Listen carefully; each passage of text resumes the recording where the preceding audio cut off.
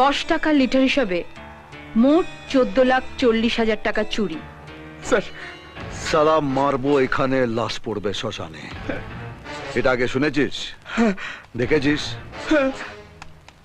মোট বয়ে বাজার বিক্রি করে লোকের ঘরে ঘরে কাজ করে পয়সাটা এরা রোজগার করে। তোকে শ্বশুর বাড়ির জামাই ভেবে পয়সাটা দেয়নি। এক একটা পয়সা গুনে গুনে এদের বাড়িতে ফেরত দিয়ে আসবে, নইলে মারবেন এখানে আর লাশ পড়বে শ্মশানে।